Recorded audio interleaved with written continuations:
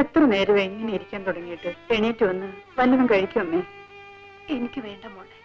അമ്മ ഇങ്ങനെ തുടങ്ങിയ അച്ഛനില്ലാത്ത ഞങ്ങൾക്ക് അമ്മയില്ലാതെയാവും. വരൂ അമ്മേ. നിങ്ങൾ കഴിച്ചോ, ഞാൻ പിന്നെ കഴിച്ചോളാം. അത് പറ്റില്ല. അമ്മയ്ക്ക് വേണ്ടെങ്കിൽ ഞങ്ങൾക്കും വേണ്ട. നോക്കു ചേട്ടാ, ഞങ്ങൾ എത്ര വിളിച്ചിട്ടും അമ്മ ആഹാരം കഴിക്കുന്നില്ല.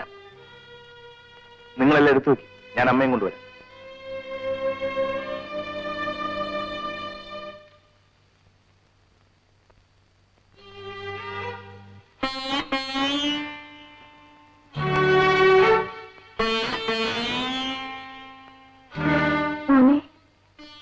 വല്ലാതിരിക്കുന്നത്? ഒന്നുമില്ല. വാ, പോയി വല്ലതും കഴിക്കാം. അമ്മേ. എന്താ മോനെ?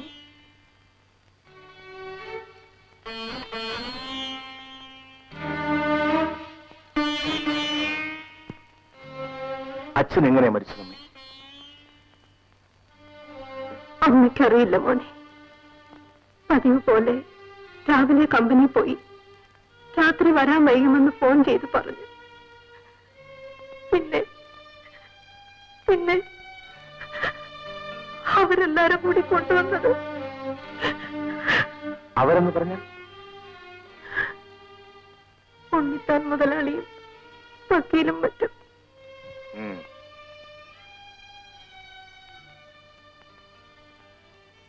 മോനെ, നീ എന്താ ഇപ്പോ ഈ കാര്യം പ്രത്യേകം എടുത്ത് ചോദിച്ചത്? ഒന്നുമില്ല. അല്ല, എന്തുണ്ടെങ്കിലും അമ്മയോട് പറയൂ. ഉണ്ടെങ്കിൽ ഞാൻ പറയാതിരിക്കും. വരൂ, ഊണ് കഴിക്കാം. പത്രത്തിൽ പരസ്യം കൊടുത്താൽ എത്ര മാനേജർമാരെ വേണമെങ്കിലും കിട്ടും. പക്ഷേ ഗോപാലിനെ പോലെ ഒരാൾ ഉണ്ടായെന്ന് വരില്ല. ഇനിയിപ്പോ അതൊന്നും പറഞ്ഞിട്ട് യാതൊരു പ്രയോജനമില്ല. ഇന്നത്തെ നിലയിൽ കമ്പനി കാര്യങ്ങൾ മുന്നോട്ട് കൊണ്ടുപോകണമെങ്കിൽ ആരെങ്കിലും ഒരാൾ ഉണ്ടായി തീരൂ. May I come in sir? Yes, come in. Ramesh, വരണം. ഞങ്ങൾ നിന്റെ അച്ഛനെ കുറിച്ച് സംസാരിച്ചുകൊണ്ടിരിക്കുകയാണ്. എനിക്ക് നഷ്ടപ്പെട്ടത് മാനേജരെയല്ല, രക്ഷകർത്താവിനെയാണ്. ഉണ്ണിത്താൻ, ചില ആളുകൾ മരിച്ചതിന് ശേഷമേ അവരുടെ വില എന്താണെന്ന് ലോകം മനസ്സിലാക്കും. അതെ, ഗോപാലിന്റെ മരണത്തിൽ കുടുംബത്തെക്കാൾ കൂടുതൽ തകർന്നിരിക്കുന്നത് കമ്പനിയാണ്. ആ കുറവ് എങ്ങനെ പരിഹരിക്കണമെന്ന് പറയാൻ എനിക്ക് കഴിയുന്നില്ല. അച്ഛൻ ജീവിച്ചിരുന്നപ്പോ കുടുംബത്തിന്റെ വിഷമങ്ങളൊന്നും ഞാൻ അറിഞ്ഞിട്ടില്ല. ഇനി എവിടെ എങ്ങനെ തുടങ്ങണമെന്ന് യാതൊരു പിടിയും. ആ കാര്യത്തിൽ രമേശ് വിഷമിക്കണ്ട. ഗോപാലിനില്ലെങ്കിലും നിങ്ങളുടെ കുടുംബത്തിന് വേണ്ടി എന്ത് സഹായം ചെയ്യാൻ ഞാനും കടമപ്പെട്ടവനല്ലേ? അത് പറയാനാണ് നിന്നെ ഞാൻ വിളിപ്പിച്ചത്. രമേശ് ഉടനെ തിരിച്ചു പോകുന്നുണ്ടോ? അതല്ല ഒന്നും തീരുമാനിച്ചിട്ടില്ല. ഉണ്ടെങ്കിലും ഇല്ലെങ്കിലും എന്നെ വിവരം അറിയിക്കണം. എനിക്ക് നിന്നെക്കുറിച്ച് ചില കണക്കുകൂട്ടലുകളെല്ലാം ഉണ്ട്. രമേശ്, നിന്റെ അച്ഛനിരുന്ന ഈ കസേര ഇന്ന് ഈ കമ്പനിയിൽ ഒഴിഞ്ഞു കിടക്കുകയാണ്. നിനക്ക് വിരോധമില്ലെങ്കിൽ ഇവിടെ ജോലി ചെയ്യാം. ആലോചിച്ച് പറയാം. It's all right, take your own time. ഞാൻ കുടിച്ചുകൊണ്ട് പറയാണെന്ന് നീ വിചാരിക്കരുത്. ഈ ലോകത്ത് നല്ല മനുഷ്യർക്കെല്ലാം ആയുസ് കുറവാണ്. ഞാൻ കുടിച്ചിട്ടില്ല, അതുകൊണ്ട് പറയുവാണ്. അപ്പൊ ഈ അടുത്ത കാലത്തൊന്നും താൻ ചാവൂന്ന് പേടിക്കണ്ടല്ലോ. ഓടാ എരപ്പേ, ആ, നിന്റെ എന്റെ കാര്യമല്ല പറഞ്ഞത്. ആ മാനേജർ എത്ര നല്ല മനുഷ്യനായിരുന്നു. നിന്നിപ്പോഴല്ലേ ഉരുണ്ടുകൂടി ചത്തത്. എന്റെ കഴുന്നത്തടിച്ചെന്റെ ആണകളെ ശപിച്ചതാ. അയ്യോ, വീട് എന്റെ വീട് വീട് ബാബാ വീട്. നീ വിശ്വാമിത്രന്റെ അനന്തരവനല്ലേ മാനേജറെ ശവിച്ചു കൊല്ലാൻ? ആണെന്നും അല്ലെന്നുമാണ് ജനസംസാരം. പക്ഷെ മാനേജർ തണ്ണിയടിച്ച് മറിഞ്ഞു വീണ ചത്തത്. ദുഷ്ട ഗോപാല മാനേജര് കുടിക്കുമെന്ന് പറയണവന്റെ നാക്കത്ത് എത്ര മൂർഖം കടിക്കും, ഉറപ്പാ. ഉണ്ണിത്താൻ മുതലാളി പറഞ്ഞാലും താൻ വിശ്വസിക്കൂലേ? ഏത് മുതലാളി പറഞ്ഞാലും ഞാൻ വിശ്വസിക്കൂല. മാനേജറുടെ മരണത്തെ പറ്റി ഒരുപാട് സംശയങ്ങൾ.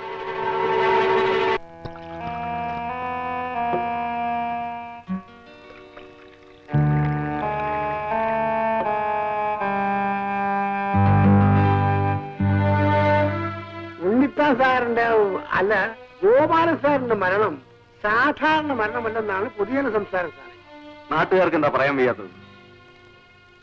എന്തെങ്കിലും ഇല്ലാതെ ഇങ്ങനെ ഒരു അന്തവും കുന്തവും അല്ലാതെ എന്തെങ്കിലും പറയൂ സാറേ. കൊന്നതാണെന്നോ കൊല്ലിച്ചതാണെന്നോ ആത്മഹത്യ എന്നൊക്കെയാണ് പറയുന്നത്.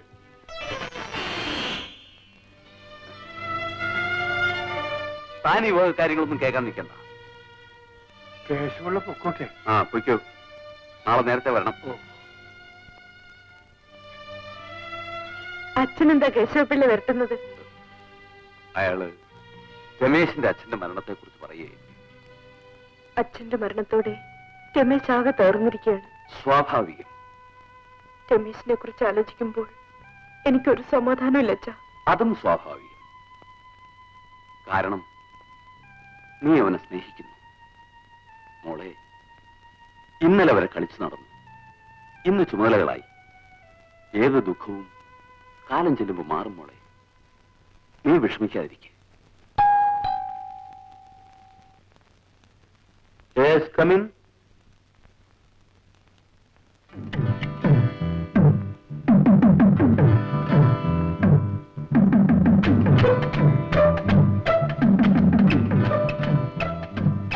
രമേശ്.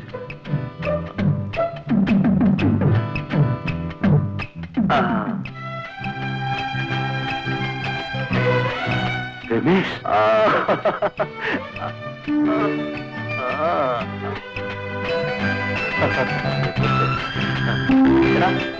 ഞാൻ സ്റ്റേഷനിൽ പോയിട്ടാണ് ഇങ്ങോട്ട് വരുന്നത്. പക്ഷേ നീയാണ് ഇവിടുത്തെ ഇൻസ്പെക്ടർ എന്ന് ഞാൻ അറിഞ്ഞില്ല. കോളേജിൽ നിന്ന് പിരിഞ്ഞതോടെ നീ എന്നെങ്കിലും മാറുന്നു. നിന്നെ എനിക്ക് അങ്ങനെ മറക്കാൻ ഒക്കുമോ?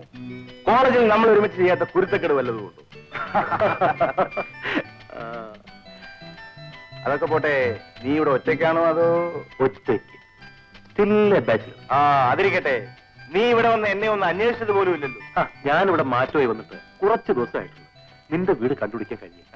ആ, വീട്ടിലെല്ലാവർക്കും സുഖം തന്നെയല്ലേ? ആ, ഏയ്, എന്ത് പറ്റിയത്? നിന്നെ ഇപ്പൊ കണ്ടത് എനിക്കൊരാശ്വാസമായി ഗോപി. നീ ഗോപിയെ കാണാനല്ല, സ്ഥലത്തെ SI കാണാനാണ് വന്നത്. എന്തുണ്ടെങ്കിലും തുറന്നു പറയടാ. ഗോപി, പറയടാ. എന്റെ അച്ഛൻ ഒരു അപകടത്തിൽപ്പെട്ടാണ് മരിച്ചത്.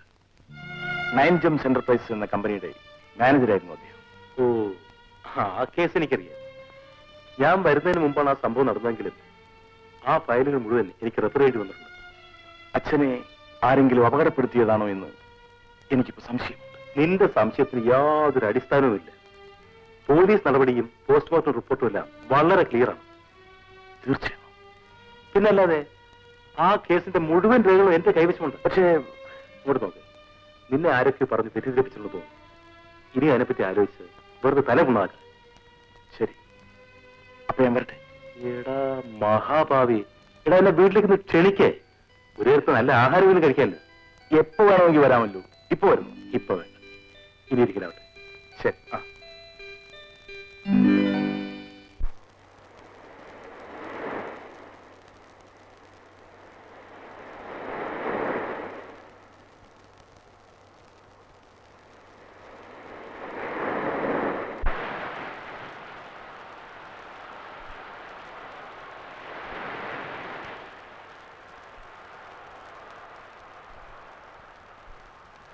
രമേശ്, എന്താ ഇങ്ങനെ ആലോചിച്ചുകൊണ്ടിരിക്കുന്നത്? ഒന്നുമില്ല. ചില നേരത്ത് രമേശിന്റെ ഭാവം കണ്ടാൽ തോന്നും ലോകത്ത് മറ്റാർക്കും ഒരു വേദനയും ഇല്ലെന്ന്. രാധേ, എന്റെ മനസ്സിന് ഒരു സമാധാനവും കിട്ടുന്നില്ല. നോക്കൂ രമേശ്, കഴിഞ്ഞതെല്ലാം കഴിഞ്ഞില്ലേ? പലതും മറന്നാലേ നമുക്ക് ജീവിക്കാൻ ഒക്കുമെന്ന് രമേശ് തന്നെ പറയാറില്ലേ? ശരിയാണ്. പക്ഷെ രാധേ, എനിക്ക് നിന്നോട് സ്നേഹമില്ലെന്ന് പറയുമായിരിക്കും. എന്നാലേ ഞാനൊരു കാര്യം പറയട്ടെ, എനിക്ക് രമേശിനോട് അതിയായ സ്നേഹമാണ്. പോരെ?